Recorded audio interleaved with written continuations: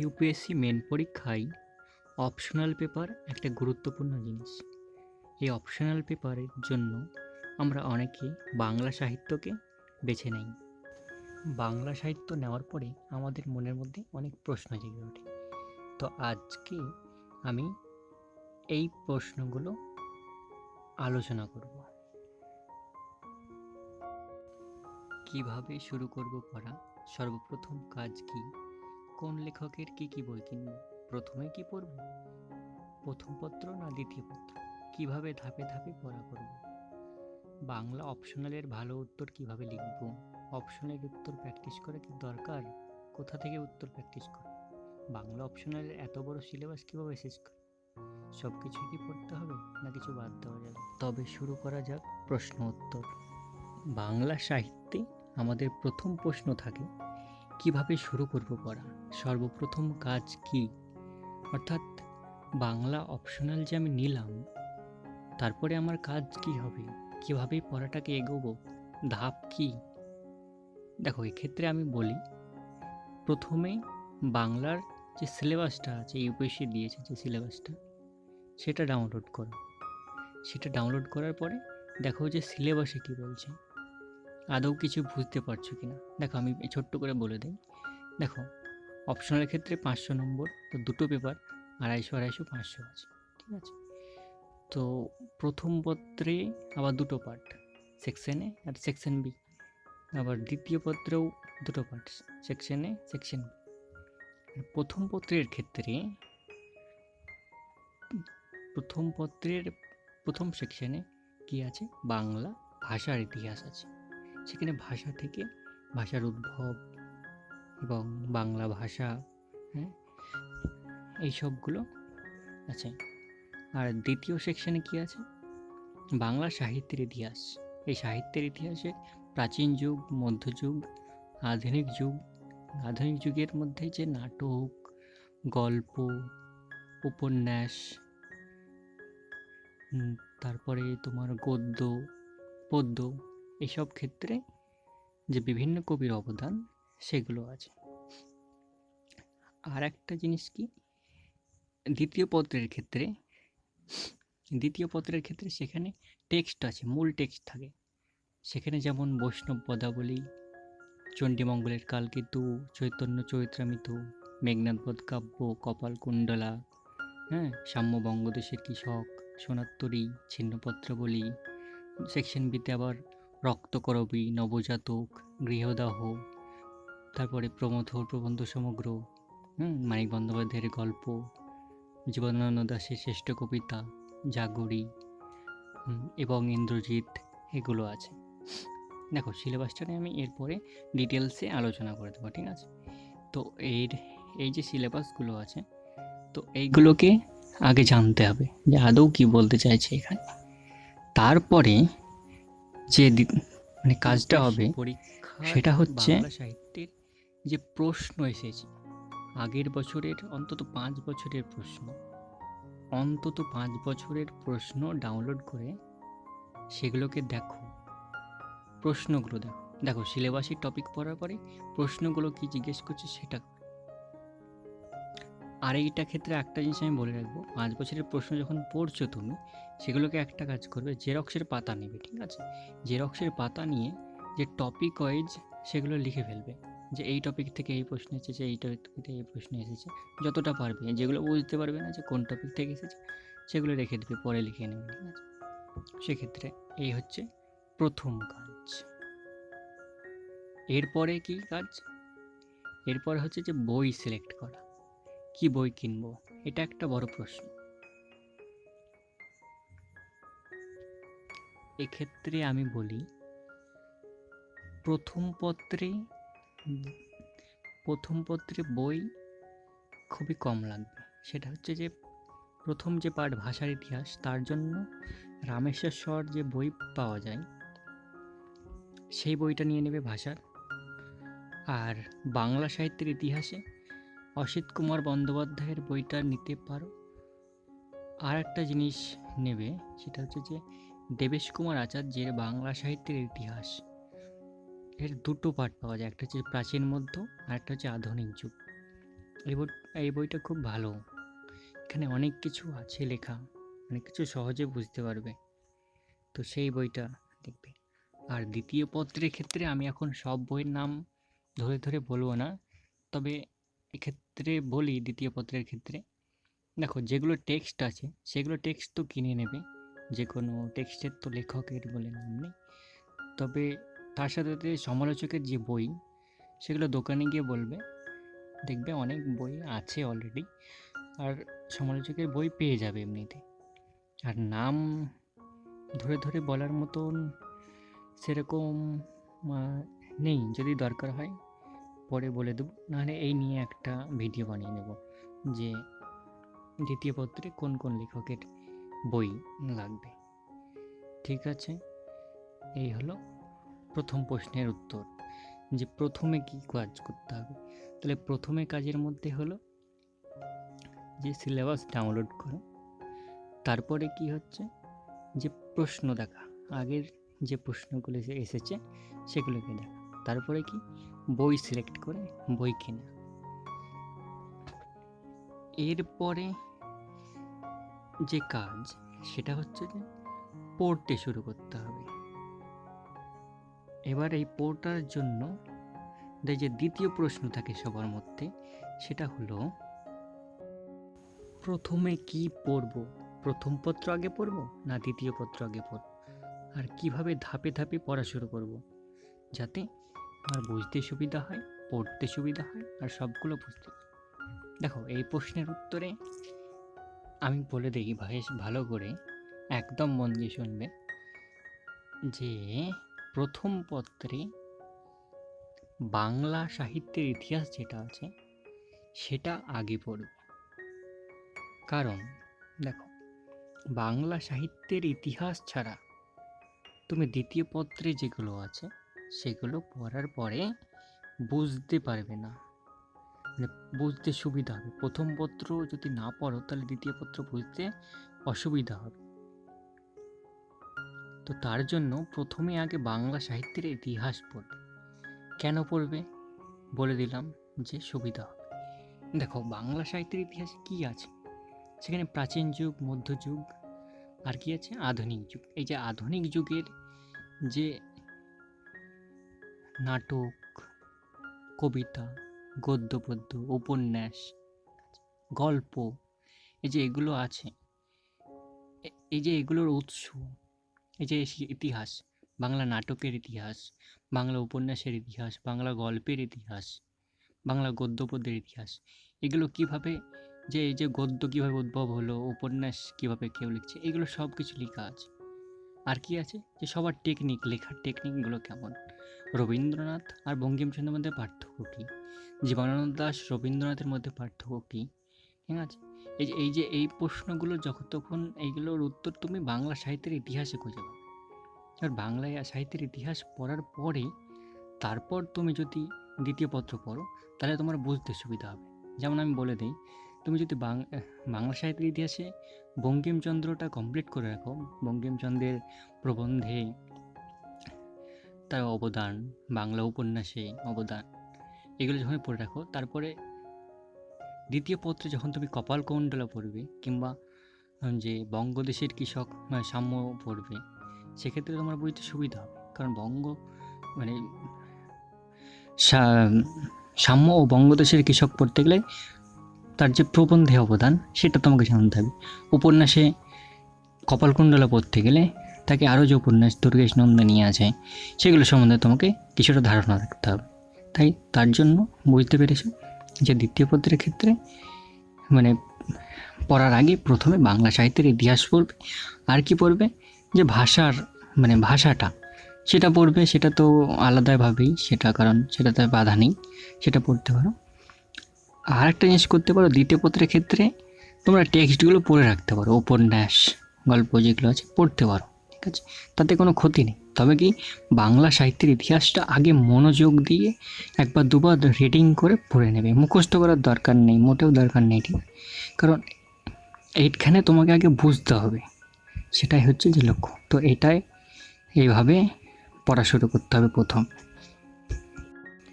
এরপর আমাদের মনে প্রশ্ন থাকে বাংলা অপশনালের ভালো উত্তর কিভাবে লিখব, কিংবা বাংলা অপশনালের উত্তর প্র্যাকটিস করা কি দরকার? আমরা যে জিএস পেপারের এত অ্যান্সার রাইটিং করি, মানে অ্যান্সার রাইটিং করে মাথা খারাপ করি, তো অপশনালের উত্তর প্র্যাকটিস করা কি দরকার? কতটা দরকার? হ্যাঁ, এই সবচেয়ে প্রশ্ন। এক্ষেত্রে আমি বলি উত্তর প্র্যাকটিস করতে হবে। দেখো, যখন তুমি আগের বছরের প্রশ্নগুলো দেখে নিলে, সিলেবাস আস্তে আস্তে বাংলা সাহিত্যের ইতিহাস যখন কমপ্লিট করে ফেলেছো, তারপরে কি একটা করে উত্তর লিখতে শুরু করবে, ঠিক আছে? একটা করে। আর এই উত্তর কোথা থেকে লিখবে তাও আমি বলে দিচ্ছি। দেখো, নিচে থেকে তৈরি করে উত্তর মানে প্রশ্ন লেখার দরকার নেই। আগের যে প্রশ্নগুলো এসেছে, বললাম যে প্রিভিয়াস ইয়ার প্রশ্ন, সেগুলোই করবে। দেখবে 2015 সালের পরে যতগুলো প্রশ্ন এসেছে সেগুলোকে কালেক্ট করবে, তারপরে সেই প্রশ্নগুলো একটা একটা করে লেখার প্র্যাকটিস করার চেষ্টা করবে। কারণ দেখো, অনেকটা প্রশ্ন, বিশেষ করে প্রথম পত্রে এবং দ্বিতীয় পত্রেও 60 থেকে 70% প্রশ্ন প্রিভিয়াস ইয়ারের প্রশ্ন থেকে আসে। 5 বছর হোক 10 বছর হোক, সেই প্রশ্নগুলো কিন্তু অনেকবার রিপিট হয় অপশনাল ক্ষেত্রে। তো বারবার করে সেই প্রশ্নের আগের বছরের প্রশ্ন তুমি কোনো মতেই বাদ দিতে পারো না। তার জন্য তোমাকে কী করতে হবে? আগের বছরের প্রশ্ন উত্তর প্র্যাকটিস করতে হবে। এবার যে একটা প্রশ্ন, সেটা হচ্ছে যে মানে ভালো উত্তর কিভাবে লিখব। দেখো, উত্তর লেখার মানদণ্ড আমরা একটা প্রশ্ন দিয়েছি, সেই প্রশ্নের উত্তর কি চাই, আমরা উত্তর সবাই লিখতে পারব, কিন্তু উত্তরটা যথাযথ হচ্ছে কিনা আমরা নিজেরা কীভাবে বুঝতে পারব? দেখো, আমি সেক্ষেত্রে একটা তোমাকে গাইডলাইন দিয়ে দিচ্ছি যে একটা ভালো উত্তরের কী কী জিনিস থাকা দরকার। দেখো, ভালো উত্তর কাকে বল?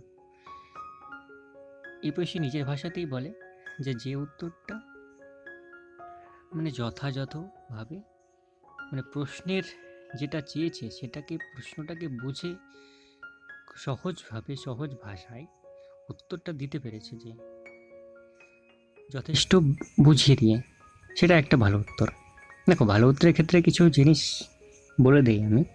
সেখানে হচ্ছে একটা ভূমিকা থাকবে, একটা উপসংহার থাকবে, আর যে মেন বডি থাকছে সেখানে যথেষ্ট উত্তরটা থাকবে।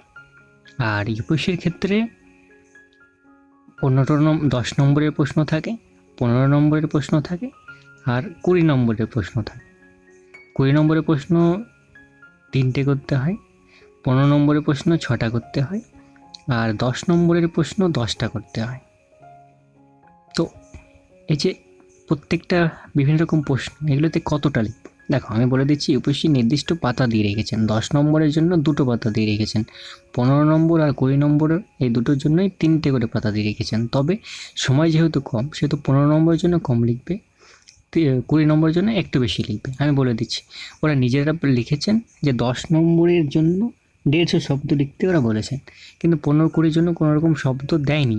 তবে আমাদের নিজেদের ঠিক করে নিতে হবে যে 15 নম্বরের জন্য, দেখো 10 নম্বরের জন্য যদি 150 শব্দ হয়, তাহলে 20 নম্বরের জন্য কত? 300 শব্দ। আর 15 নম্বরের জন্য 215টা শব্দ। এরকম শব্দের মধ্যে একটা উত্তর লেখার চেষ্টা করতে হবে। তো প্রথম কাজ একটা ভালো উত্তরের মধ্যে, সেটা হচ্ছে যে যথাযথ মানে শব্দ সীমা যাতে খুব বেশি না পার করে যায়। +- 215 যদি লিখো, 215 মানে একটা যদি 15 নম্বরের প্রশ্ন লেখো, সেখানে 215 থেকে যাতে খুব বেশি নাও ছেড়ে যায়, মানে 20 হয়তো 230 অবধি লিখলে, 30 অবধি লিখলে, আর এদিকে যাতে 200 মানে 180-র নিচেও না নামে, ঠিক আছে? না হলে নম্বর কম পাবে, কিংবা মানে বেশি লিখে দিলে কেটে নিতে পারে। তো এটা একটা ব্যাপার। আর হচ্ছে যে ভালো উত্তরের ক্ষেত্রে যে ভূমিকা, উপসংহার আর উত্তরে কি চাইছে সেটা বুঝে নিয়ে টু দ্য পয়েন্ট অ্যান্সার করবে। উত্তরে ঘুরিয়ে ফিরিয়ে বলার দরকার নেই। হয়তো তোমাকে চেয়েছে রবীন্দ্রনাথ, মানে বাংলা নাট্য সাহিত্যে রবীন্দ্রনাথের অবদান, সেখানে তুমি রবীন্দ্রনাথের পরিচয় দিচ্ছ, তার জন্ম থেকে শুরু করে তিনি কোথায় বড় হয়েছেন, তার পিতামাতার নাম, তিনি কী কী করেছেন, নোবেল পেয়েছেন, পেয়েছেন, এত কিছু। দেখো, এগুলো লেখা তুমি ভুল না, ঠিক আছে, কিন্তু এইভাবে উত্তর আমরা 11-12 অনার্সেও লিখেছি। হ্যাঁ, কিন্তু সেখানে অনেক যথেষ্ট জায়গা থাকতো, কিন্তু ইউপিএসসির ক্ষেত্রে জায়গা নেই। তারা নির্দিষ্ট হয়ে চেয়েছে যে বাংলা নাট্য সাহিত্যে যখন লিখছি তুমি জাস্ট 2-3 লাইনের মধ্যে একটা ভূমিকা দাও, যে রবীন্দ্রনাথ এই ছিলেন, তার উল্লেখযোগ্য রচনাগুলো হলো এই, এবং তারপর লিখতে শুরু করো বাংলা নাট্য সাহিত্যের তার অবদান। ডাইরেক্ট তুমি লিখতে পারো, এটা পয়েন্ট করে লিখবে, কীভাবে লিখবে সেটা তোমার উপর ছাড়ছে।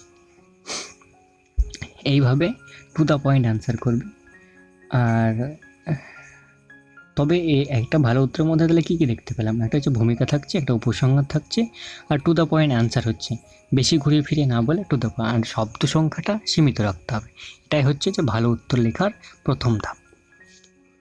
তারপরে প্রতিনিয়ত, আর এটা দেখো একদিনেই তুমি সব যে ভালো উত্তর লিখবে সেটা হবে না, তার জন্য প্রতিনিয়ত প্র্যাকটিস করতে হবে। আর উত্তর প্রথমে যতটা না প্র্যাকটিস করতে হবে, দ্বিতীয় পত্রের জন্য বেশি প্র্যাকটিস করতে হবে। কারণ দ্বিতীয় পত্রের যে প্রশ্ন, হয়তো উপন্যাস থেকে প্রশ্ন, নাটক থেকে প্রশ্ন, এবং ইন্দ্রের যে নাটক আছে, কিংবা কপালকুণ্ডলের যে উপন্যাস আছে, গৃহদাহ উপন্যাস আছে, হ্যাঁ, কবিতা সোনাত্তরী, রক্তকরবী যে নাটক আছে, তো সেগুলো থেকে যখন প্রশ্ন দেয়, সেগুলো কিন্তু লাইন তুলে অনেক সময় প্রশ্ন দেয়।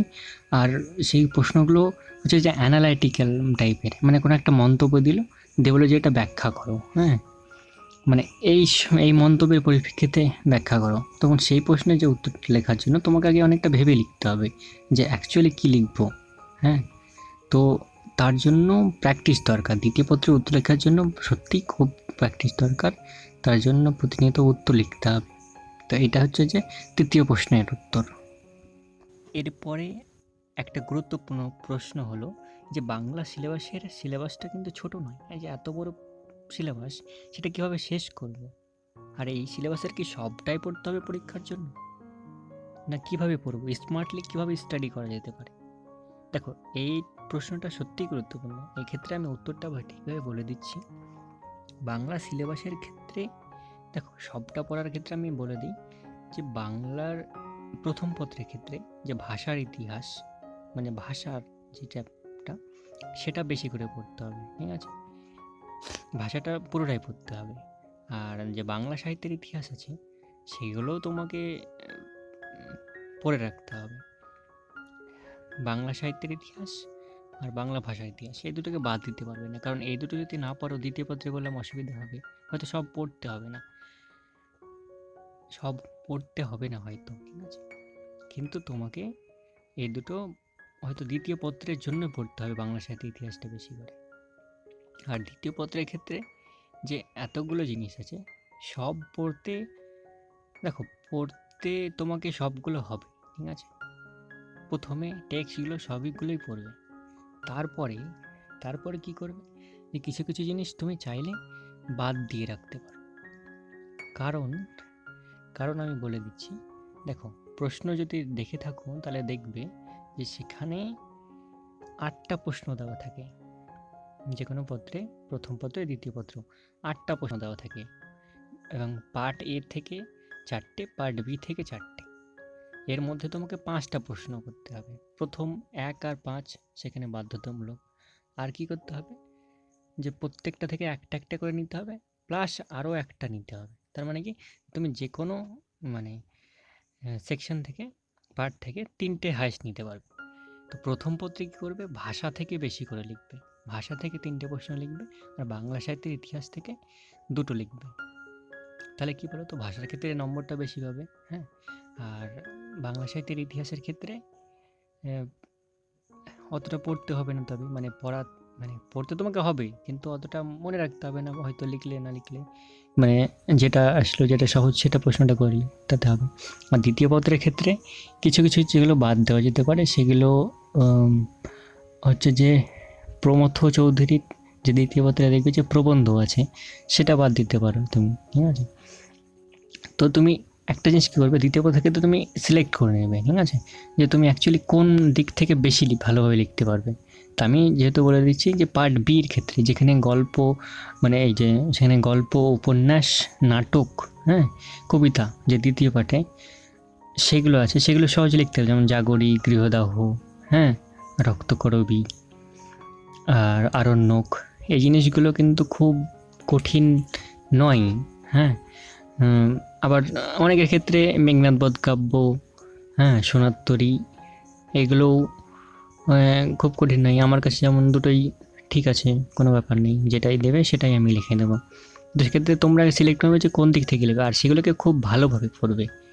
তো তাহলে কী তাহলে তবে কী হবে, তুমি যদি একটা দিক ভালোভাবে পড়ে থাকো তাহলে তুমি সেগুলোকে পড়ে নিলে, আর অন্যগুলোর ক্ষেত্রে তুমি সবগুলো পড়লে ঠিক আছে, কিন্তু অতটা ফোকাস করে পড়ার নেই, বারবার করে পড়ার দরকার নেই। তুমি বেসিক কোশ্চেন যেগুলো আগের বছরের প্রশ্ন এসেছে সেগুলোকে করে রেখে দিলে, বাকি এক্সট্রা কিছু করলে না। আর তবে কি, তাহলে তুমি এখানে স্মার্টলি অনেকটা না পড়েও, মানে অনেকটা বাদ দিয়েও তুমি পড়তে পারবে।